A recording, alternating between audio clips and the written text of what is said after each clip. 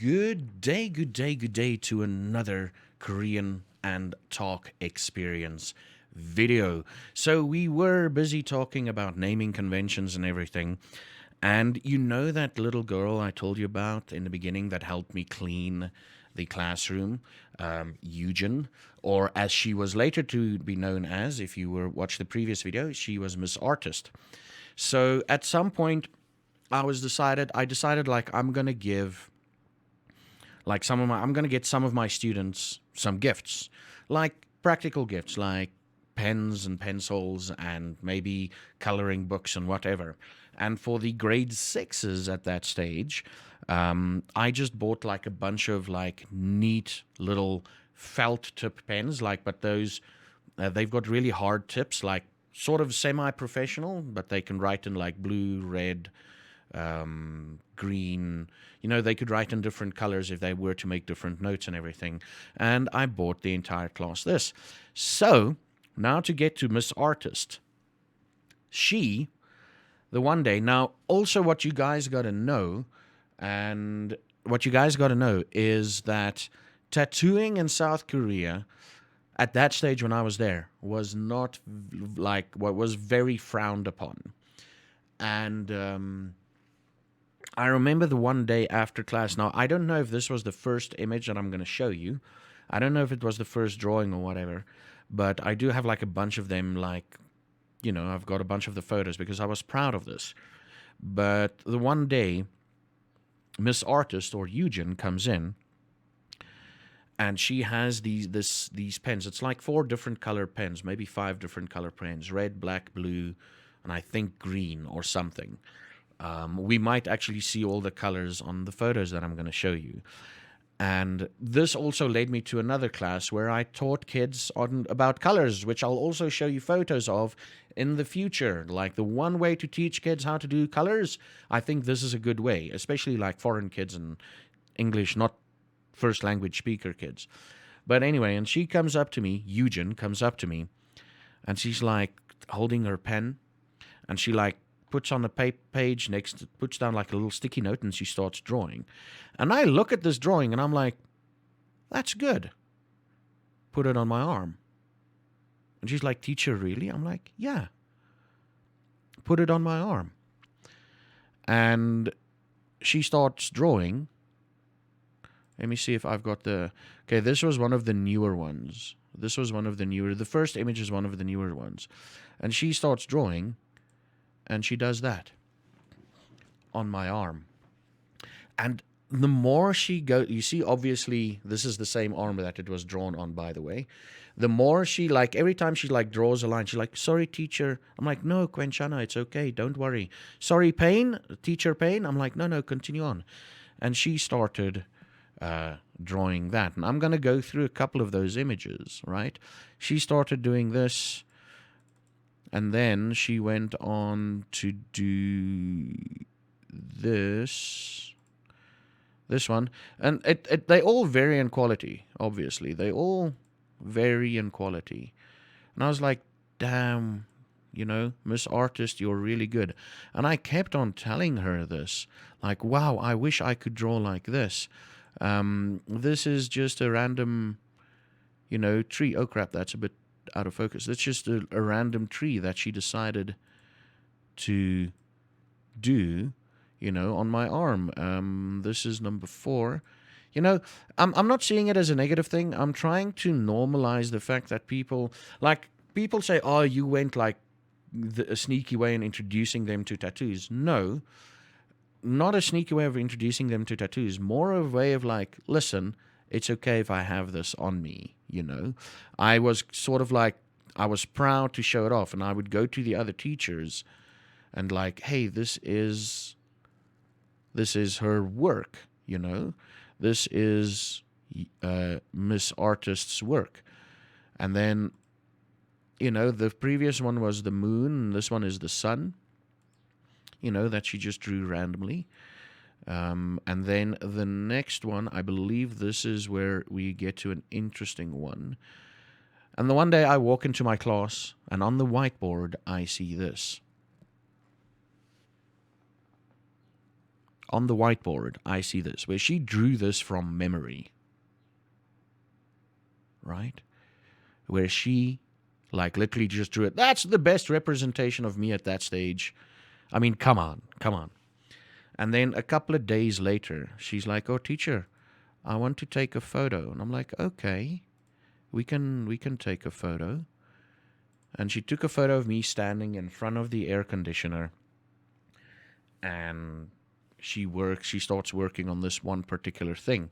Another thing I have to say about Miss Artist is I believe at some point she had like a small crush on me, because like sometimes the students get chances to like work behind the cafeteria and everything. And I get to the thing, and I'm like, "Oh, Eugen." This was before her nickname. I'm like, "Oh, Eugen." And she just like piles food onto my little tray thing. And she looks at me and she's like, "Teacher, I love you." I'm like, "Oh, thank you." And like a couple of days later, I'm like, "Wait, does like either she like I started speaking to other people and everything, and they're like, "Yeah, she probably had a crush on you." I'm like, "Oh, that is so fucking sweet," you know. Oops, now I swore about it. That's so freaking sweet. And a couple of days later, she took a picture of me, and I'm like, "Okay." It was close. It was closer to the end of the year, if I remember correctly. And she's like, "Oh, teacher, a gift," and she takes a picture of me. I'm like, "Okay, she's probably gonna. I don't know what she's gonna do." And sure as hell, this is the following thing she does. She took that picture to give me a drawing that she made. Yeah, this was in Christmas. This was during Christmas time, because, as you can see, I'm wearing warm clothing and everything. This was during Christmas time, during the winter time. And she, like, literally just drew that. And it's like, "Oh, teacher, me going away." She's like, "I am going. This is my gift." Something like that. And I'm like, "Oh, I still have that nicely tucked away in another room. I still have that nicely tucked away," right? And this is the story around Miss Artist and Eugen. And as far as I could tell, she went strongly into the art side of things, mainly because the one day, this was like 4 or 5 months after she left, to go to grade 7 in another school. I'm walking on my way back. At this point in time, I also started getting lifts from the school bus, so I didn't have to pay fees, school bus fees anymore as much. So if I was on time, the school bus was there, I got on the bus, and the school bus would drop me off at a certain point far away from, like, on the opposite side of my house, quite a distance away. But if I took a shortcut, it's literally a straight road down, and that's how I found out about another pizza place. You remember that Google Maps video that I said, "Oh, this road is the pizza place road"? That's how I found out about the pizza place. But anyway, so I'm walking down this road, and I'm walking past bookstores, a totally different area of Gochang. Let me tell you, I'll tell you about getting purposely lost. It's freaking amazing. But in the next video. But I'm walking down the street, and there's a bunch of students around me. School's just finished, and they're walking a different way, and I'm like, "I want to go home. I want to go home." And out of the blue, I'm like, "Oh, teacher, Tayan teacher," and I stop, and I turn around, and I look, and I'm like, "What?" And out of the blue comes Miss Artist, or Eugen, if you will, comes Miss Artist. She's like, "Teacher," and she starts taking out like pages, like tall, big pages of stuff she has drawn. She's like, "Teacher, look." And I'm like, "Oh, wow, that's pretty." She's like, "Teacher, look." And I'm like, "Very good." And I'm like, "You are good." And she's like, "No, teacher." I'm like, "Yes, you are good. You are good." And she's like, "Oh, thank you, teacher." Gives me a hug, and she runs off. And I'm like, maybe, I don't want to brag, but maybe I had something to do with her going into art, with her doing artsy stuff, with her doing, drawing and stuff. And I really hope she still is drawing, at least in some form or another, because I think, like, what she did at that age, I mean, this is grade 6. This was done when she was grade 6. damn, I couldn't do that when I was grade 6. Okay? Let me just tell you. But I hope that she continued on because she has a talent for it. And it would be like, I want to go one day in Seoul and it's like, oh, this is done by this artist. And I'll be like, wait, is this the same artist that I knew back then? I want to go back into a gallery where when pictures are drawn and it's like, I recognize that name. I think she's got that potential. And it was like, that was my experience with her in totality. Her whole artsiness was infectious. It was, I literally talked, I literally like, I was jealous, but obviously she had years and years. She practiced somewhere. No one knew this up until freaking grade 6, but she practiced somewhere. And I really hope she makes something of it. I really hope she, like, my biggest wish for her is she just goes ahead and continues on with this. Unfortunately, it is Korea. You have to do the proper type of job. Artists at that stage wasn't really much hope for artists. Maybe it has changed by now, but it was very difficult to make a living as an artist in Korea, I think. So I hope she like somehow just kept that artistry flame burning, because she had skills. And now we move on to Mr. Badminton and how he got his name. So Mr. Badminton, let me just see here. What grade were they? They were grade 3. No, this year they were grade 4. Yeah, this year they were grade 4, and yeah. So they were grade 4-ish, I believe. And you remember that I told you about the sports days and the competition days that I went to, which essentially ingrained me into the school. So there's one sports day, they phoned me and they're like, Zaffa teacher, you, Satein, you don't have, Saturday, there's a school event. We do against Gochang schools. We play against Gochang schools. Do you want to come? And I'm like, I'll be there. Made sure I didn't drink too much the Friday. Woke up the Saturday morning. Went to their school. Because they told me where it was.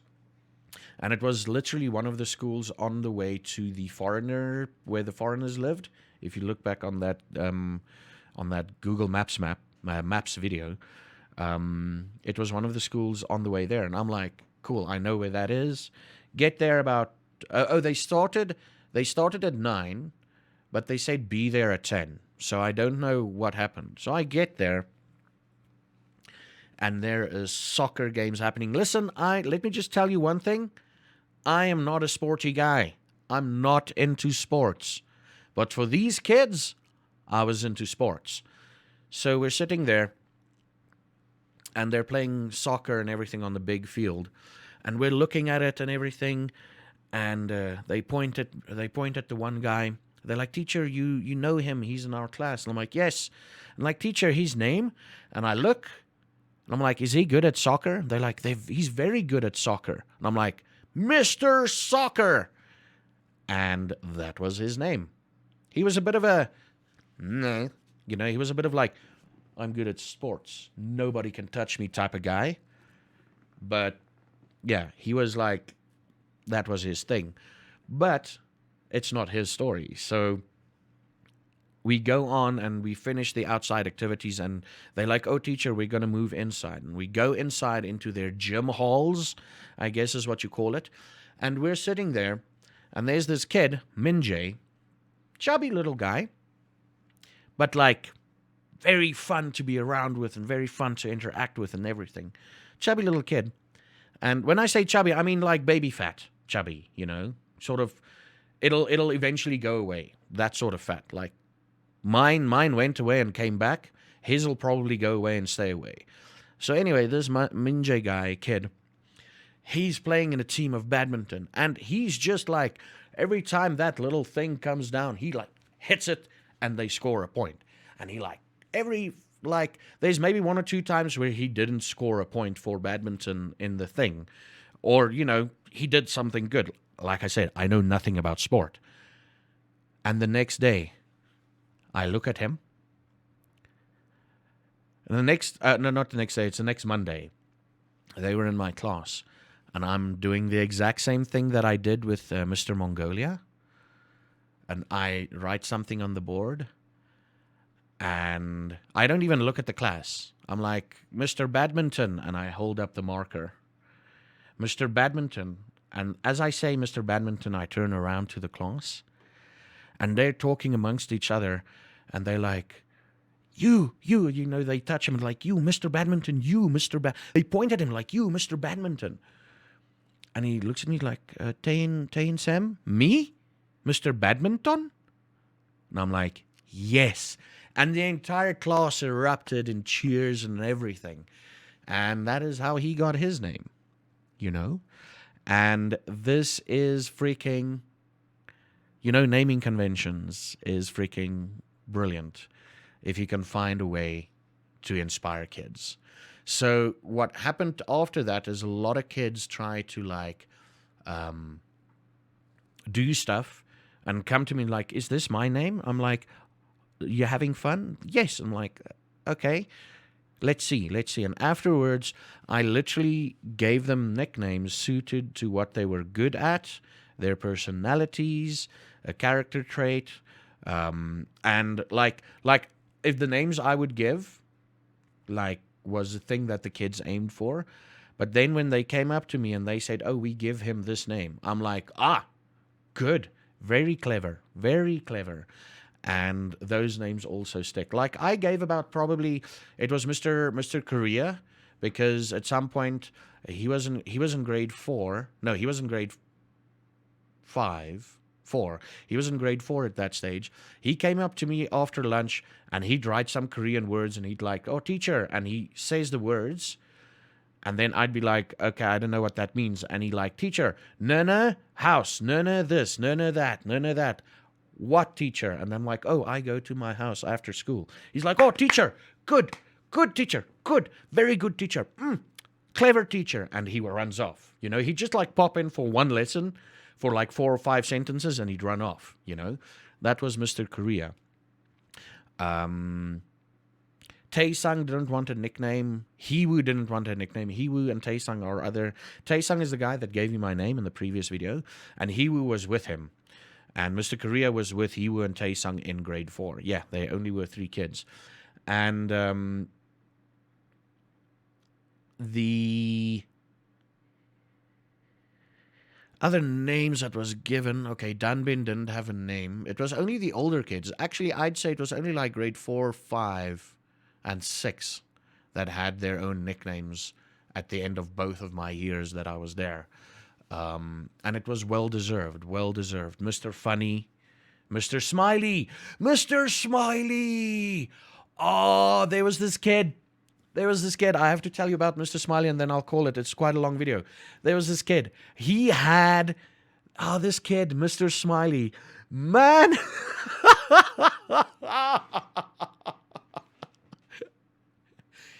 He had the naughtiest smile I have ever seen in my entire life, right? The naughtiest smile. I wish I could pull it off. I can't pull it off. I need to shave and be about 17 years younger to try and pull it off, right? But this kid had the naughtiest smile. And he was also like sort of the naughtiest kid, but like troublemaker, not like bad troublemaker, like that's funny troublemaker type of guy. He was a class clown, sort of. But he had the naughtiest smile. And that's where he got his nickname, Mr. Smiley. So, yeah, wow, sorry, this was a bit long. I've been going down into a lot of detail and everything. I'll see you in the next video. And, yeah, if you haven't yet, check out my Patreon. The links will be in the video description below. And thank you all for listening. Thank you for coming on this journey with me. That is the most important thing. I'm doing this so that I can look back one day and like, you know. So thank you for coming on this journey with me. And I'll see you in the next video. Have a great day.